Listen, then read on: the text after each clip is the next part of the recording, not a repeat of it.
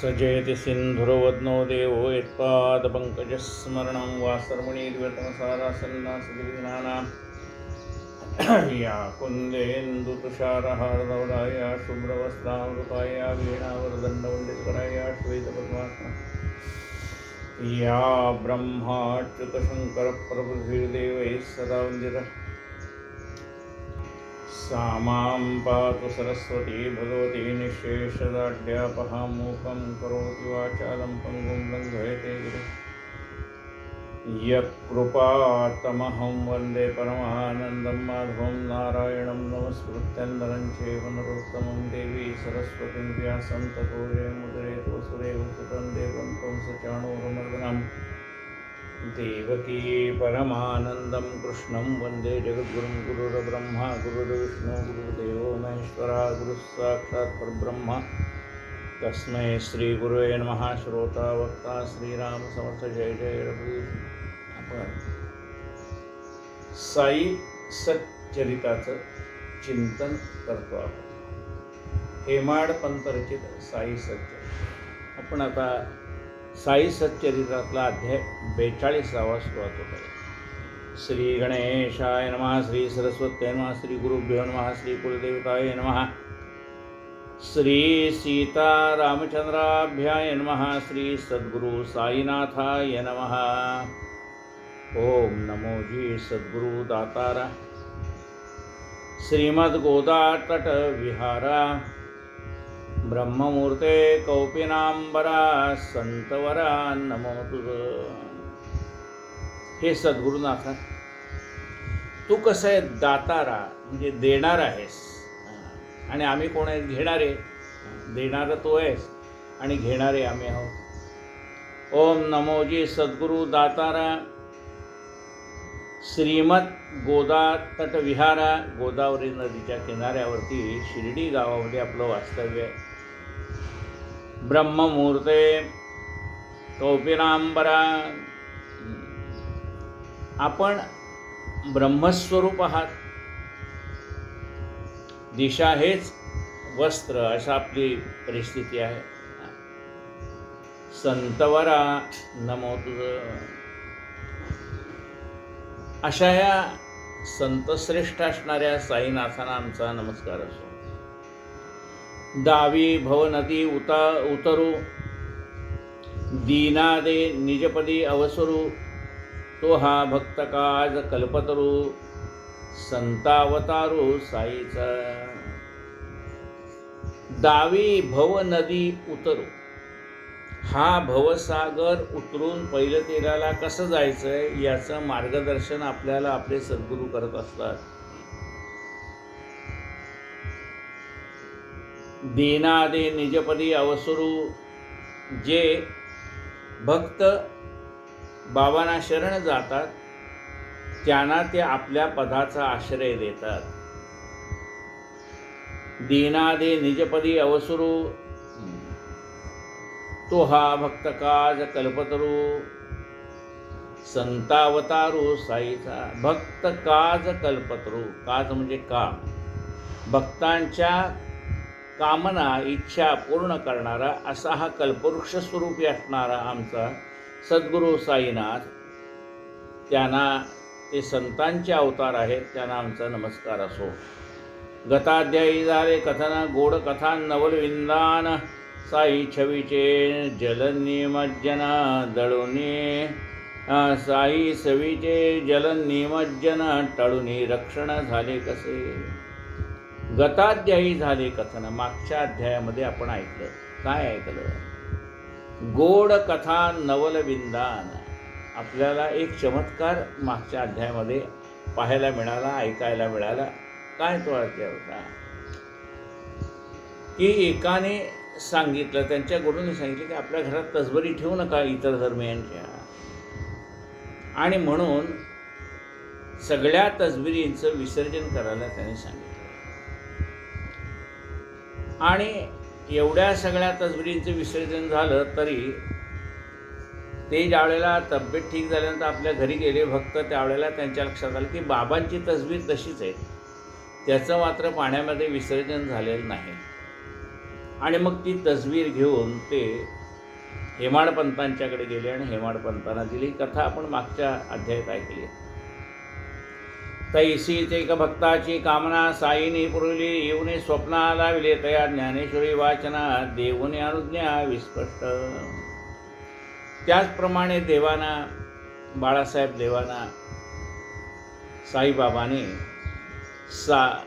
संत ज्ञानेश्वर महाराजांनी लिहिलेल्या ज्ञानेश्वरी ग्रंथाची गोडी लावली. वाचणं निराळं आणि गोडीने वाचणं निराळं, नाम घेणं निराळं आणि प्रेमाने नाम घेणं निराळं.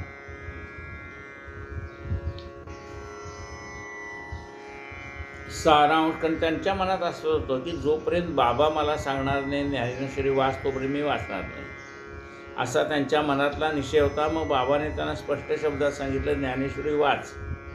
पुन्हा त्यांनी स्वप्नात येऊन पाहिलं बाबाने की हा खरोखर वाचतोय का नाही ज्ञानेश्वरी.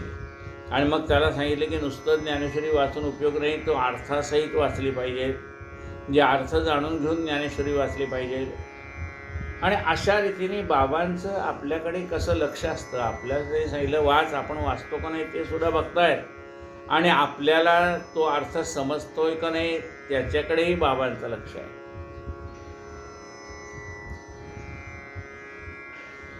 सारांश. गुरुकृपा उजेडे फिटे भवभयाचे साकडे. सारांश काय तर गुरुकृपेच्या प्रकाशामध्ये आपल्याला भवसागराची भीती राहत नाही. निःश्रेयस मार्गद्वार उघडे असुख रोकडे सुखोय. निःश्रेयस आपल्याला परमात्म्याचा दरवाजा उघडला जातो आणि आपला हा प्रपंच जो दुःखमय आहे तो सुखमय होतो. आपला प्रपंच कसा आहे, दुःखमय आहे. कारण आपण म्हणतो ना जगी सर्व सुखी असा कोण आहे, असा हा दुःखमय असणारा प्रपंच सुद्धा सुखमय होऊन जातो. कशाने, सद्गुरूच्या कृपेने. आता हा दुःखमय असणारा संसार सुखमय कसा होतो, तर आपली जी या जगाकडे पाहण्याची दृष्टी आहे ती संत बदलतात. त्यामुळे सृष्टी तशीच राहते, त्या इतर लोकांच्या स्वभावामध्ये काहीही फरक पडत नाही. पण संतांनी आपली दृष्टी बदललेली असल्यामुळे आपला जो दृष्टिकोन आहे त्या दृष्टिकोनामध्ये फरक पडून जातो आणि मग आपल्या मनाची एक धारणा होते की या माणसांचा स्वभाव बदलणार नाही. आणि हे एकदा आपण ॲक्सेप्ट केलं की ते समोरची माणसं तशीच वागणार आहे, त्याच्यात काही फरक पडणार नाही. आणि मग संतांनी दिलेल्या दृष्टीने आपल्याला एक तर त्या माणसाची ॲडजस्टमेंट करून कसं राहायचं हे तर आपल्याला कळतं, नाही तर मग त्यांना कसं गोडी गुलाबीने नीट समजून दादा बाबा करून मार्गावर आणायचं आहे, ती दृष्टी संत आपल्याला देतात. त्यामुळे दुःखमय असणारा संसार सुखमय करण्याची लीला कला त्या संतांच्याकडे आहे. असुख रोकडे सुख होय. नित्य स्मरता सद्गुरु चरण विरे विघ्नांचे विघ्नपण.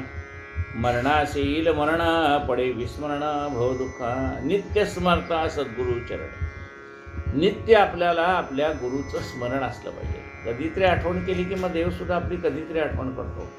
जर आपण त्याचं नित्यस्मरण केलं तर देवालाही आपलं नित्य आठवण आहे. आणि जो देवाचं नित्यस्मरण करतो याला काय होतं, त्याची विघ्न नाहीशी होऊन जातात. मरणाला मरण येतं म्हणजे मरणाची भीती नाहीशी होऊन जाते. मरणासे येई मरण पडे विस्मरण भव दुःखा.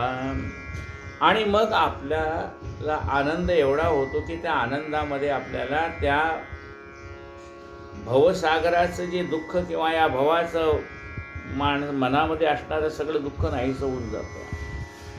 म्हणून या समर्थाची कथा श्रोता परिस्थिती आपुली आहेत. जयाच्या श्रवणे तथा अति पावनता लाभेल. म्हणून ह्या संतांच्या कथा ऐकायच्यात. कुणासाठी, लोकाच्या कल्याणासाठी नाही. संतांच्या कथा आपण ऐकायच्यात त्या आपल्या स्वतःच्या कल्याणासाठी ऐकायच्यात. आपुल्या हिता जो असे जाणता धन्य माता पिता तयाचे. जो आपल्या स्वतःच्या हितासाठी जागरूक असतो त्याचे आईवडील धन्य आहेत. म्हणून आपल्या ज्या संतांच्या कथा ऐकायच्या त्या लोकाला बरं वाटावं म्हणून ऐकायच्या नाही आहे. हो बाबा तुम्ही कथा सांगता ना ती आम्ही ऐकतोय, ती लोकाला बरं वाटावं म्हणून आपण कथा ऐकायची नाही. आपल्या स्वतःला कथा वाचून आनंद होतोय, त्या आनंदासाठी आपण स्वांतच सुख आहे, मला कथा ऐकून आनंद होतो म्हणून मी कथा ऐकतो, माझं मन साई चरणाशी रममाण होतं म्हणून मी कथा ऐकतोय. म्हणून कथा जी ऐकायची ती आपल्या कल्याणासाठी आपल्या हितासाठी ऐकायची. या कथेच्या माध्यमातून बाबा आपल्याला अनेक प्रकारचा बोध करत असतात, अनेक प्रकारच्या शंका दूर करत असतात म्हणून कथा ऐकायची. श्रोता परिसिजे आपुलिया हिता जयाच्या श्रवणे तत्वता अतिपावनता लाधेल. या कथा ऐकल्यानंतर हळूहळू आपलं मन पवित्र होत जातं.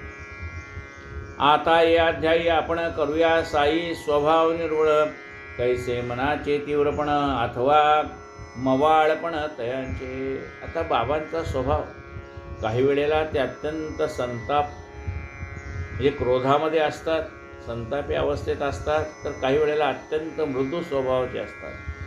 त्यामुळे त्यांचा जो राग आहे तो वरवरचा आहे हे त्यांच्या सान्निध्यात राहणाऱ्या माणसाला कळतं. आत्ता जरी बाबा रागवले तरी थोड्या वेळाने ते शांत होतील आणि पुन्हा आपल्याला जवळ घेतील. जशी आई रागवली की मुलाच्या अंगावर रागवते पण थोड्या वेळाने पुन्हा लेकराला पोटाशी धरते. आता चित्त करून समाहित परिसले आतापर्यंत आचरित, तैसेच बाबांचे देहोत्सर्ग चरित तेही सुचित्त अवधारण. आत्तापर्यंत आपण मनाची एकाग्रता करून बाबांच्या नाना प्रकारच्या लीला श्रवण केलेल्या आहेत आणि बाबाने सांगितलेल्या मार्गाने आपण आचरण करतो आहोत. आता बाबाने आपला देह कसा विसर्जन केला ती कथा ऐकूया. धन्य धन्य शिर्डीचे लोक, जया बाबांचे सहवास सुख, अर्धशतकाहूनही अधिक अति सुखकारक झाले. शिर्डीतले लोक भाग्यवान, कारण त्यांना प्रत्यक्ष साईबाबांचा सहवास जवळजवळ 50 वर्षापेक्षा जास्ती काळ लाभला. शके 1840 दक्षिणायन प्रथम मासात विजयादशमी शुक्ल पक्षात दिवसा देहांत बाबाचा. शके 1840 मध्ये दक्षिणायनाला प्रारंभ होताना विजयादशमीच्या मुहूर्तावरती बाबांनी आपल्या देहाचं विसर्जन केलं. 9 तारीख मुसलमानी कत्तलची रात्र तया दिनी, तिसरे प्रहरी साईनाथाने केली निर्याणी तयारी. आदल्या दिवशी बाबांनी सगळी निर्याण्याची तयारी केलेली आहे. बुद्धाची तै बुद्ध जयंती, साईची तै पुण्यतिथी, देवादिकांची जी जयंती तीच पुण्यतिथी संतांची. त्या दिवशी बुद्ध जयंती आहे.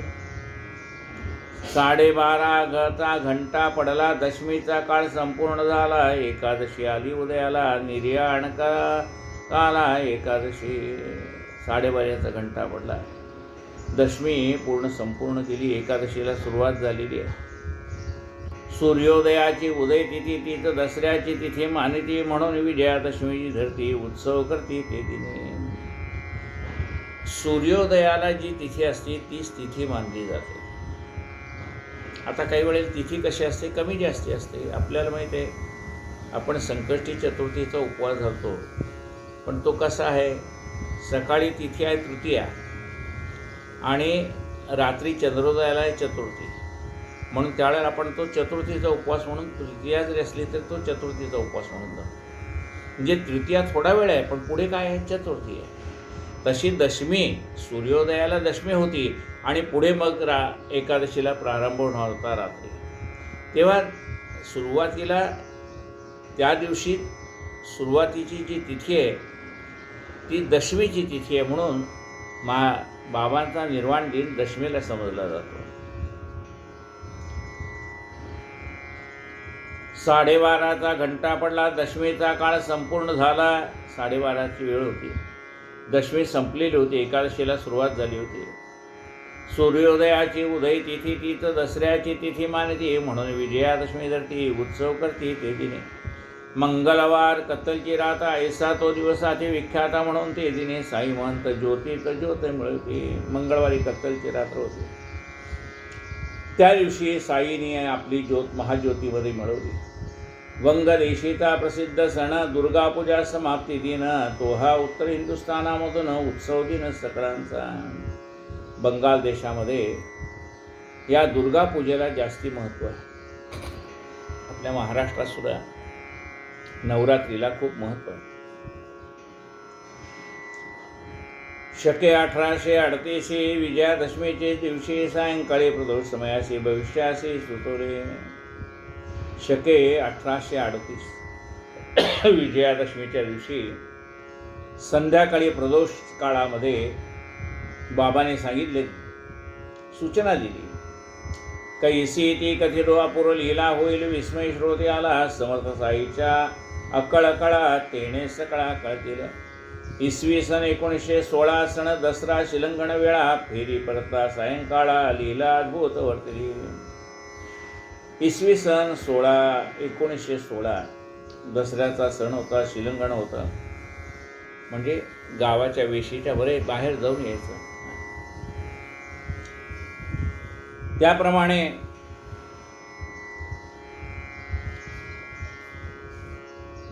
फेरी परता सायंकाळा लीला अद्भुत वर्तली. संध्याकाळी बाबा परत आले.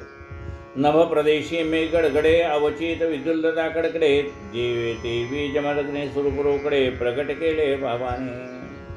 संध्याकाळची वेळ आहे, विजयादशमीची. आकाशामध्ये मेघांचा गडगडाट सुरू होता. मधून विजा चमकत होत्या, विजेंचाही कडकडाट होत होता. तेव्हा बाबांनी अत्यंत उग्र स्वरूप धारण केलं. सोडोनी शिरीचा सुडका काढून कफने तडका फडका फेडूने कौपीन लंगोटा केला भडका धुनीत. आधीच तो अग्नी सोज्वळ सहाय्य होता होती प्रवळ उसळला शिखांचा कल्लोळ भक्तास गोळ पडिला. बाबाने डोक्याला जे वस्त्र बांधत होते तो काढून टाकलं वस्त्र, अंगातली कफनी काढून टाकली, रंगोट काढून टाकला आणि कौपीन काढून अग्नीमध्ये टाकून दिली. आधीच अग्नी प्रज्वलित होता, तो अधिक प्रज्वलित झाला. भक्तांना कळेना बाबा एवढे का संतापले.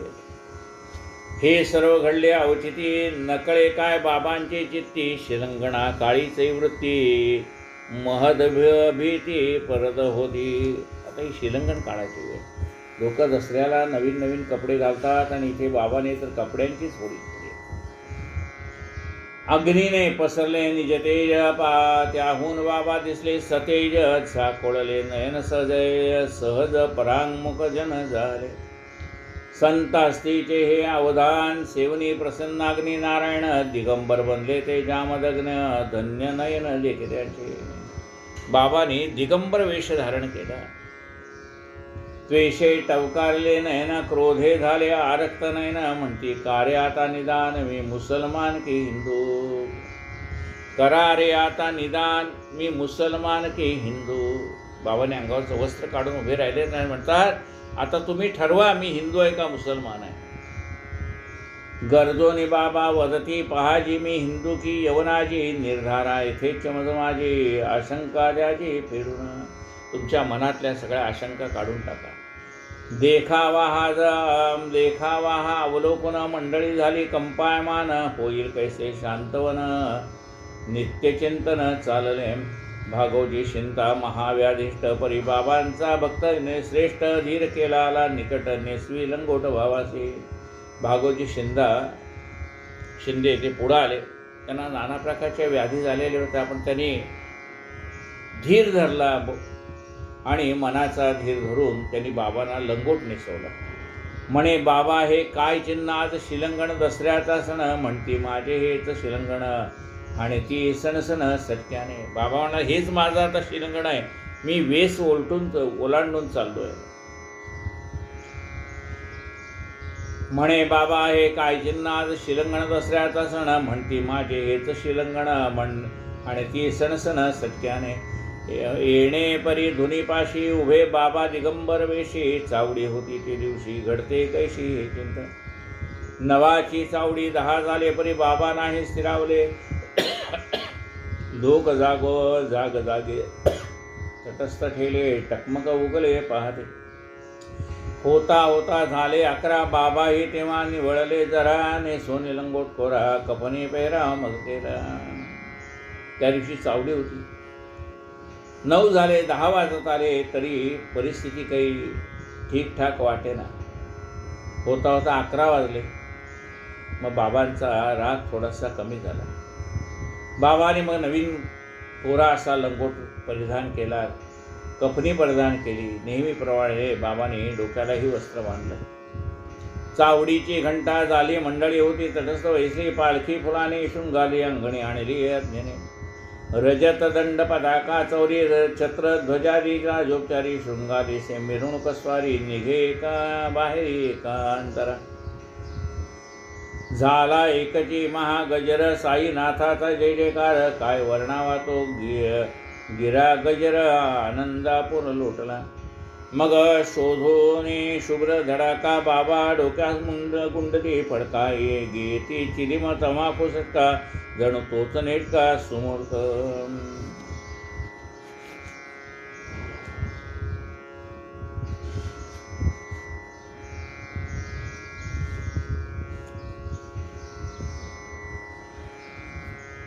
तोच मुहूर्त, तोच सुमुहूर्त, तो जणू तोच नेटका सुहूर्त.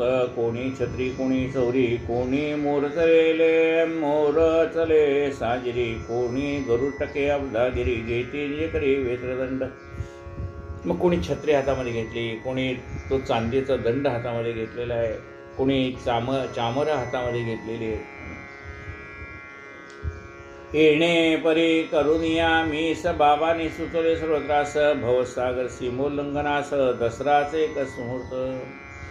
आता म्हणाले हा भवसागर ओलांडून निघालोय मी. तदनंतर एकची दसरा बाबाने दाखवला शिर्डी करा. पुढीलची दसरा मुहूर्त बरा. देहधारणा देह धरार्पण केला की. येन केवळ सुचवले स्वय अनुभव आणून दाविले. निज देह शुद्ध वस्त्र वहिले, योगाग्नीत हवेच दिने. सन 1918 ते सालीचा तो सण दसरा. तो सुमुहूर्त केला खरा, निज परात्परा समर्थले. ऐसीच बाबांची आणिक प्रचिती लिहिता लिहिता आठवली चिठ्ठी की. याच विजयादशमीची तिथी निश्चित होती बाबांची. निश्चित होती आधीच. शिर्डीचे पाटील रामचंद्र दादा झाले अति दुखणाईत. एकदा जीवा सुसुईते न आपदा अति तापदायक भक्तृत्व. उपाय काही बाकी न राहिला, पडेना जो दुखण्याला आळा. आला जीविताचा कंटाळा, अति कदरले पाटील. शिर्डीला रामचंद्र दादा पाटील म्हणून होते. त्यांना अत्यंत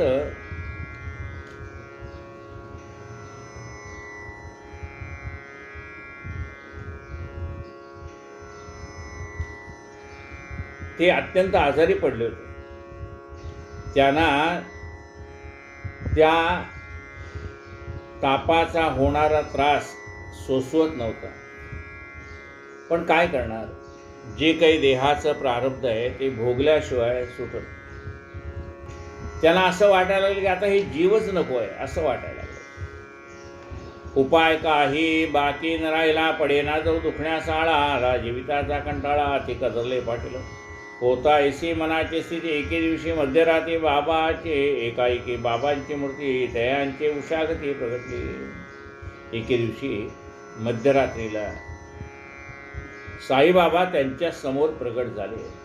तवते पाटील पाय धरती, निराश होऊन बाबा स्वती. कधी मज मरण निश्चिती, एवढेच मजप्रती वदाजी. आला आता जीवाचा वीट, नाही मज मरणाचे संकट. मरण कधी मज देईल भेट, पाहे मी वाट एवढीच. आता मला मरणाची भीती वाटत नाही. उलट असं वाटतं बाबा की कधी एकदा मरण येईल, मी मरणाचीच वाट पाहतोय म्हणाला. तव त्या बाबा करुण मूर्ती म्हणते न करी चिंता. चित्ती टळली तुझी गंडांतर भीती, किमर्थ खंती करतोसी. जा म्हणले, तुझं गंडांतर टळलं, आता काळजी करू नकोस. तुझला नाही काहीच भीती, तुझी हुंडी परतली पुरती. परी न तात्याचे धडकती, दिसे मज प्रती रामचंद्र. पण म्हणाले तात्या पाटलाचं काय होईल ते सांगता येत नाही. शके 1840 दक्षिणायनाशी श्रीनिवास विजयादशमी शुक्ल पक्ष पावे लक्ष हे पद तात्या. शके 1840ला दक्षिणायन सुरू होताना आश्विन मासामध्ये विजयादशमीच्या दिवशी तात्या अक्षयपदाला प्राप्त होईल. परीनं बोलावे तयापाशी हाय घेऊन बैसे जीवाशी धुरणीस पडेल अहर्निशी मरण कोणाशी आवडेना. आता ही त्याची तिथी जरी निश्चित असली की यावेळेला तो जाणार तरी तू त्याला सांगू नकोस, कारण माणसाला एकदा कळलं ना मरण अमुक तारखेला आहे तर तो आधीच त्या भीतीनेच गांगरून जातो. अवघी 2च वर्षे उरली तात्याची वेळा जवळी आली. रामचंद्रास काळजी उद्भवली बाबांची बोली वजरली. म्हणले आता तात्याची फक्त 2 वर्ष राहिली. तात्यापासून गुप्त ठेवली बाळा शिंप्याची कानी घातली. कोणानं कळवावी प्रार्थना केली चिंता ती लागली उभय ताते. त्याने बाळा शिंप्याला मात्र ही गोष्ट सांगितली आणि सांगितलं दुसऱ्या कोणाला सांगू नकोस. खरेच शिंप्याचे काने घातली कोणास ना कळवावी प्रार्थना केली चिंता लागली उभयताते. खरेच रामचंद्र पाटील उठला त्याचा बिजाना तेथून सुटला. दिवस मोजता मोजता लोटला नकळत गेला तो काळ. आणि रामचंद्र पाटील बाबांच्या कृपेने ठणठणीत बरे झाले. नवल बाबांचे बोलाचा ताळा 40चा भाद्रपद सरला. मास अश्विन डोकावू लागला तात्या पडला पथारीवरी. तिकडे तात्या तापाने आजारी इकडे बाबाच भरली शिरशिरी. तात्याचा भरोसा बाबावरी बाबांचा इसरी हरी रक्षिता. सुटेना तात्याचा बिछाना येवेना बाबाचे दर्शना अनिवार्य देहाच्या यातना सोसवेना तयारे. आता तात्या आजारी पडले. नित्य बाबांच्या दर्शनाची त्यांना सवय पण आता अंथरुणावरनं उठता येईना. सुटेना तात्याचा बिछाना येवेना बाबांचे दर्शना अनिवार्य देहाच्या यातना सोसवेना तयाते. एक तो निज व्यथित बाबापाशी लागले चित्त. नाही चालवत ना हलवत दुखणे वाढत गेले की. त्याच्या स्वतःच्या आजाराने इतके ते तात्या पाटील कंटाळून गेले होते की त्यांना या अंगावरचं त्या अंगावर होणे कठीण होतं. चालवत नव्हतं हलवत नव्हतं दुखणं तर वाढत चाललं होतं. बाबांच्या दर्शनाचं सुख त्यांना मिळत नव्हतं. इकडे बाबांचे कण्णे कोणतणे दिवसेंदिवस वाढले द्विगुणे. हा हा म्हणता तेही दुखणे अनावरपणे वाटेना. म्हणता म्हणता जवळ आला दिवस बाबाने जो भाकीत केला. बाळा शिंप्यास घाम सुटला तैसाच पाटील रामचंद्र. होता होता विजयादशमीचा दिवस आला. बाबाने सांगितलं होतं की या विजयादशमीच्या दिवशी तात्या पाटीलचा मृत्यू आहे. आता बाळा शिंपी आणि रामचंद्र पाटील दोघांनाही आता असं वाटलं की आज काही आता हा राहणार नाही, कारण बाबांचं वाक्य खोटं होणार नाही. म्हणते बाबांचे खरे होते ऐसे आता वाटू लागले ते बरवेन की हे चिन्ह दिसते प्रमाण वाढतेच दुखण्याचे. झाले आणि शुद्ध दशमी नाडी वाढू लागली कमी. नाडी वाहू लागली कमी. तात्या पडला मरणसंभ्रमी आपतेष्ट श्रमी जाहरे. असो पुढे नवलवरतले तात्याची ही गंडांतर टळे. तात्या राहिले बाबाच गेले जणू मोबदले केले की. जणू काही बाबाने तात्याचा मृत्यू स्वतःच्या अंगावर घेतला. बाबा गेले पण तात्या राहिले. बाबाने त्या तात्याचं गंडांतर टाळलं. असो पुढे नवलवरतले तात्याचेही गंडांतर टळले. तात्या राहिले बाबाच गेले जणू मोबदले केले की. पहा आता बाबांची वाणी नाव दिले तात्याचे लावणे. केली तयारी निज प्रयाणी वेळा न चुकविणे आणवर. नाही म्हणावे तरी ही सूचना देऊन आणले भविष्य निदर्शना. गोष्ट घडेपर्यंत ही रचना दिसली न म्हणा कोणाची. त्यांनी तात्याचं निमित्त केलं पण जे विजयादशमीचा मुहूर्त होता निर्वाणाचा तो त्यांचा स्वतःचाच होता.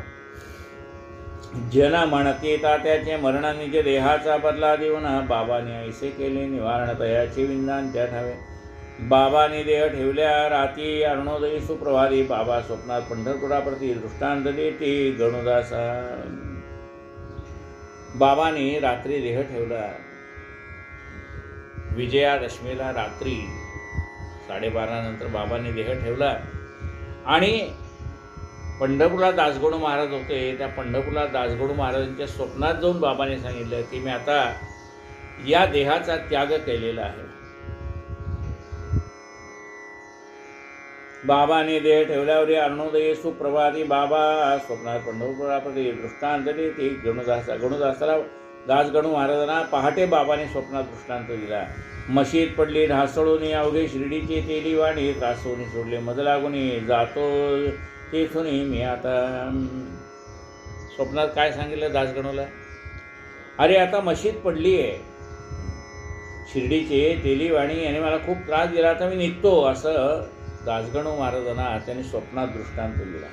इतक्या शिर्डीहून पत्र जाता कळली बाबांची समाधी सदा. कोणी गणुदास निघाले ही वार्ता क्षण लागता शिर्डीस सवे घेऊन शिष्य परिवार येऊन या समाधी समोर मांडला कीर्तन भजन कर अष्टव प्रहर नामाचा. हरिनामाचा कुसुमहार स्वय गुंफवण्यात मनोहर प्रेमे चढवला समाधीवर अन्न संतर्पण संवेद. दासगणू महाराज शिर्डीला आले आणि त्याने अखंड नामस्मरणाचं सुरू केलं. कीर्तन कथा कीर्तन प्रवचन सारखं अखंड अन्नदान सुरू केलं. ऐकता नामाचा गजरा अकुंठ वसली शिर्डी कमली भूवैकुंठ नामघोषाची भरली पेट करविली लूट गणुदासी. दसऱ्याशी का बाबा प्रीती की तो मुहूर्त 3.5 मूर्ती शुभ काळ विशेष प्रयाण कृती हे तो विश्रुत सगळ्यात. आता बाबाने विजयादशमीच का पकडली तर 3.5 मुहूर्तातला तो मुख्य मुहूर्त आहे म्हणून. हेही बोलणे नाही प्रमाण दयास नाही गमनागमन तयास कोठून असेल निर्याण मुहूर्त प्रयोजन काय त्या. असं जरी असलं की 3.5 मुहूर्तापैकी एक मुहूर्त आहे, पण जो कधी आला नाही आणि गेला नाही त्याला निर्वाण जन्म कुठला आणि मृत्यू कुठला. सदा संचला येतना जात काही. हा परमात्मा कसा आहे? सदा संचला येतना जात काही. तो कुठं जात नाही येत नाही, तो सदैव आहे. आपल्याला असा भास निर्माण होतो की त्यांनी देह धारण केला आणि आपल्याला असा भास होतो की त्यांनी देह विसर्जन केला. देहाने जरी ते आपल्याला दिसत असले काही काळ आणि नंतर ते देह विसर्जन करत असले तरीसुद्धा आधीही होते, देह धारण केला तरी आहेत आणि देहाचा त्याग केला तरी ते चैतन्य रूपाने तिथेच आहेत.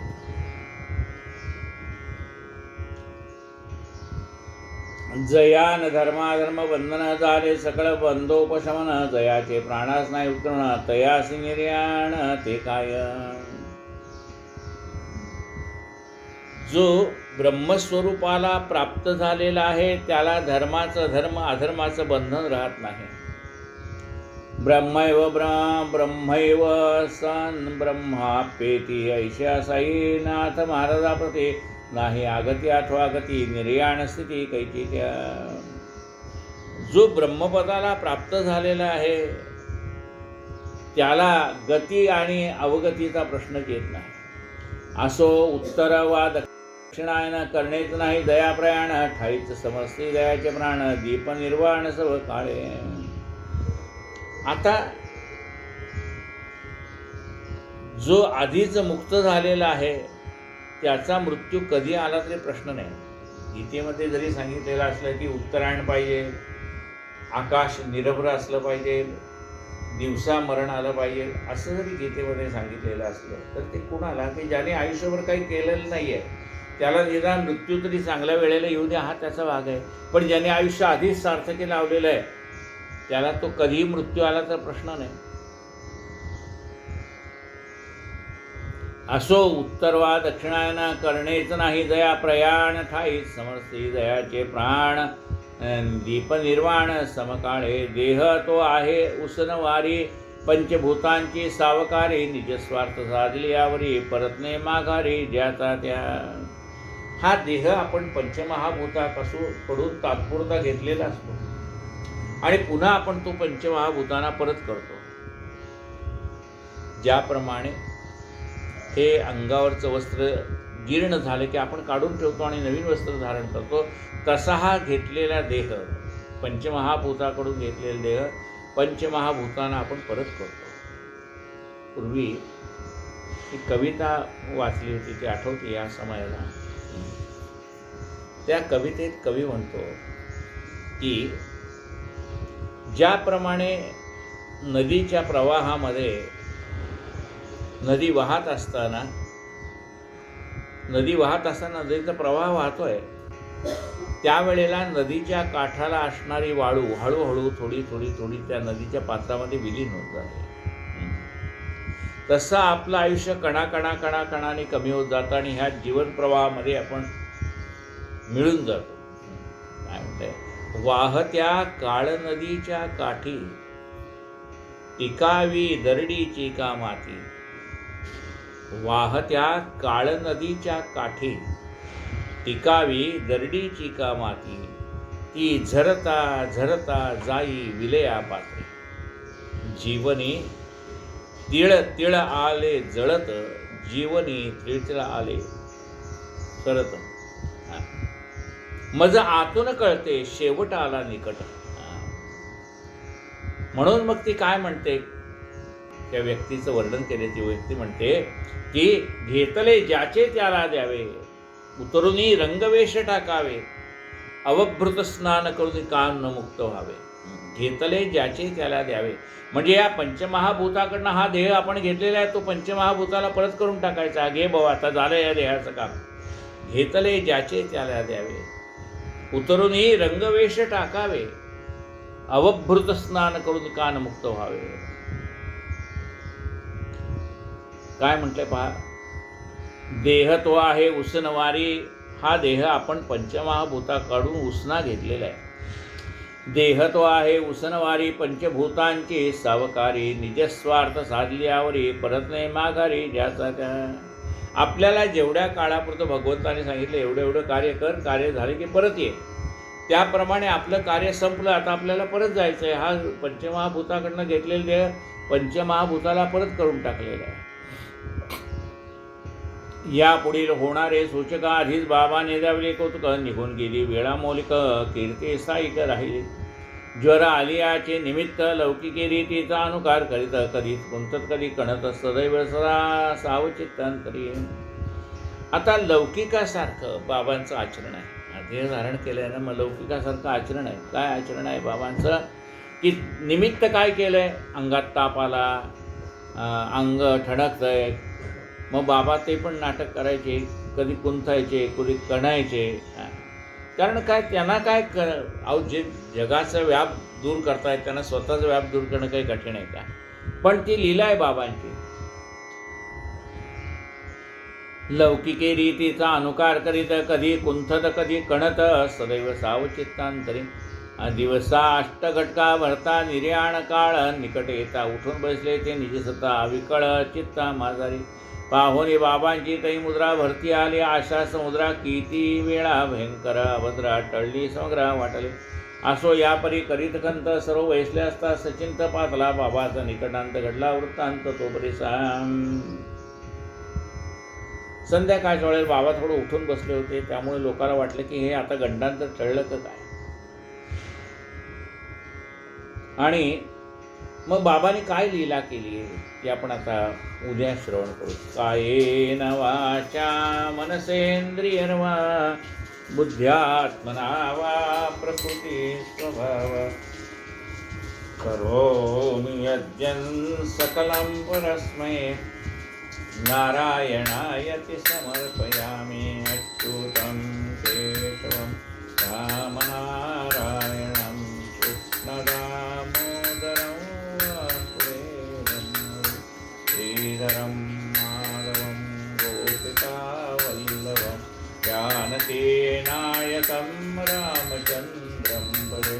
हरे राम राम राम हरे हरे, हरे हरे कृष्णा कृष्णा कृष्णा हरे हरे.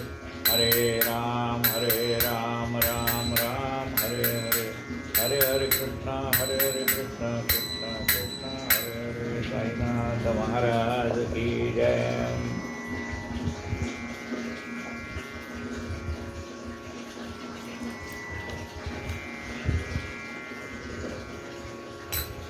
आरती साई बाबा सख्य दातार जीवा, चरण रजत रावा दासा विसावा, भक्ता विसावा. आरती साई बाबा. जाळूनी स्वरूपी राहे रंग मुमुक्षु जना जावे निज डोळा श्रीरंग डोळा श्रीरंग आरती साई बाबा जया मनी जैसा भाव तया तैसा अनुभव दाविसी दया घना ऐसी तुझी ही माव तुझी ही माव आरती साई बाबा तुमचे नाम ध्याता हरे संस्कृती व्यथा अगाध तव कर मार्ग दाविसी अनाथा दाविसी अनाथा आरती साई बाबा कलियुगी अवतार सगुण ब्रह्म साचार अवतीर्ण झाला स्वामी दत्त दिगंबर आरती साई बाबा आठा दिसा गुरुवारी भक्त करी तिवारी प्रभुपद पहावया भव भय निवारी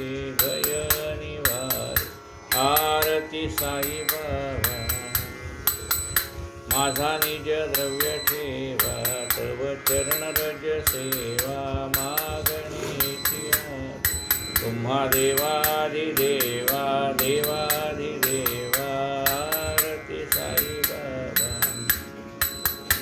इच्छित दिन चातक निर्मल तोय निज सुख पाजावे माधवाया अपुरी भाग आरती साई बाबा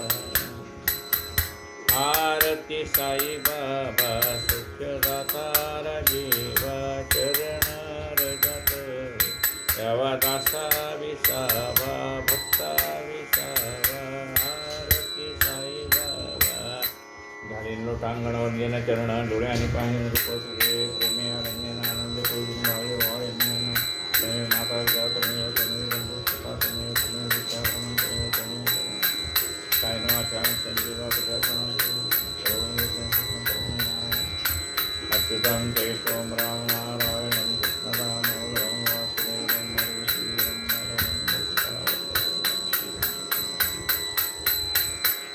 हरे राम राम राम हरे हरे हरे कृष्ण कृष्ण कृष्ण हरे हरे हरे राम राम हरे हरे साईनाथ महाराज की जय।